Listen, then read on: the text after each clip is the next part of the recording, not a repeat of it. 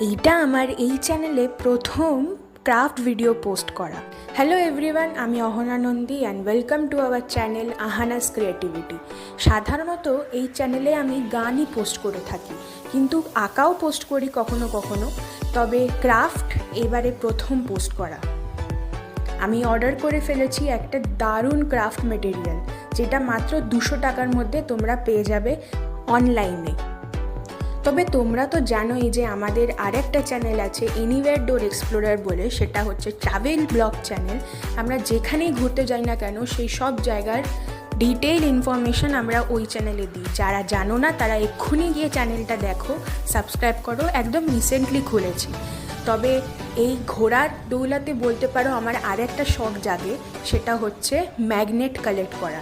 বিভিন্ন জায়গা থেকে ম্যাগনেট নিয়ে আসি আমি, যেরকম এখানে তোমরা দেখতে পারবে ফ্রিজ ম্যাগনেট হিসাবে আমি ডালহাউজি থেকে, হিমাচলের ডালহাউজি থেকে ম্যাগনেট নিয়ে এসেছি, ভুটান থেকে নিয়ে এসেছি, আর কাশ্মীর থেকে নিয়ে এসেছি। আরও ম্যাগনেট রয়েছে, কিন্তু সেটা এই বাড়িতে নেই, আমার অন্য বাড়িতে রয়েছে। তো আজকের ভিডিওটাও ম্যাগনেট রিলেটেডই, মানে আমি একটা self making magnet, fridge magnet making kit order করেছি। তো চলো এটা তাড়াতাড়ি আনবক্স করি, আমি তো তৈরি সইতে পারছি না। আমি এই ফ্রিজ ম্যাগনেট মেকিং কিটটা ব্লিঙ্কিট থেকে অর্ডার করেছি। তো খুবই তাড়াতাড়ি 8 মিনিটের মধ্যে পৌঁছে দেয় এই কিটটা। তো এখানে তোমরা দেখতে পারবে আনবক্স করছি আমি। এখানে শেলস দিয়েছে, একটা ম্যানুয়াল দিয়েছে, আর এই কার্ডবোর্ডগুলো দিয়েছে যার মধ্যে শেলসগুলো লাগাতে হবে। তারপরে একটা গ্লু দিয়েছে, শেলস 3খানা দিয়েছে, আর কার্ডবোর্ডও 3খানা দিয়েছে, একটা স্টারফিশ, একটা টর্টয়েস, আর একটা হচ্ছে সি হর্স। গ্লু দিয়েছে, গ্লুয়ের সাথে 3টে ম্যাগনেট দিয়েছে। তো চলো বানিয়ে নিই এবার। প্রথমেই আমি স্টারটা বানাচ্ছি।